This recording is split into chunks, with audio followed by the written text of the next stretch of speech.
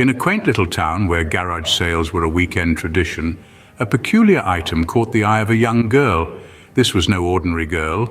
She was a curious sprite, blessed with an imaginative mind, but hindered by a blind eye. The weekends were her treasure hunts, her chance to explore the world through touch. There, amidst the trinkets and baubles, lay an old stuffed bunny rabbit.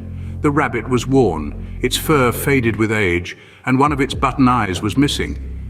Yet it held an inexplicable charm that drew the girl towards it. The girl, guided by her curious hands, felt the soft texture of the bunny, and a bond was instantly formed. An odd pairing they made, the girl with her sightless eye and the bunny with its missing button. As she clutched her newfound treasure, she was oblivious to the ominous aura it exuded. Little did she know her innocent attraction to the stuffed bunny would soon become her worst nightmare. Once the bunny found a new home, strange things began to happen around the house. The air grew cold, the lights flickered, and an eerie silence descended upon the once cheerful abode. It was as if the house itself was holding its breath, bracing for what was to come. Objects moved of their own accord, their positions shifting when no one was looking. The family's dinner plates, once neatly stacked, would be found scattered across the kitchen floor. The little girl's toys, previously arranged in orderly rows, would appear huddled together in corners, as if seeking safety from an unseen threat. At night, the house was filled with unexplainable noises. The soft, almost imperceptible sound of a child's laughter echoed through the hallways, chilling those who heard it to the bone.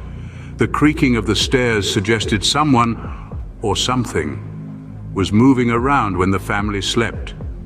The little girl, with her one good eye, seemed oblivious to the terror that was unfolding around her. Instead, she clung to the bunny, whispering secrets into its floppy ears and giggling at unheard jokes.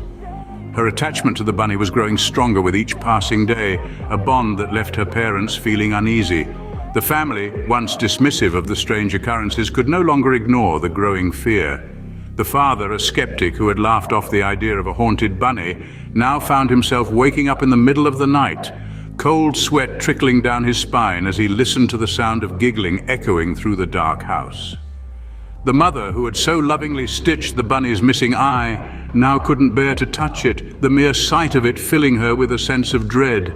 As the terror escalated, the confusion among the family members grew. The once peaceful house had turned into a place of nightmares. The walls, once filled with laughter and joy, now echoed with fear and uncertainty. It was clear the source of the terror was not an unseen ghost or an unexplained phenomenon. It was something much more tangible, much more terrifying. It was the one-eyed bunny from the garage sale. In a desperate attempt to end the horror, the family decided to get rid of the bunny.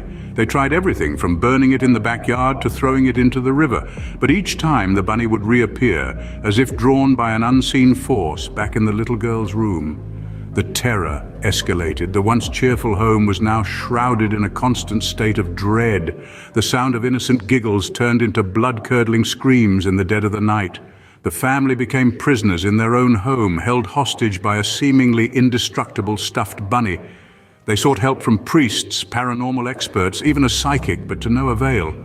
The bunny was relentless, its presence a never-ending nightmare. The family was trapped, their lives consumed by fear. As the screen goes dark, the last thing you hear is the girl's chilling whisper. "Bunny says it's not done with us yet."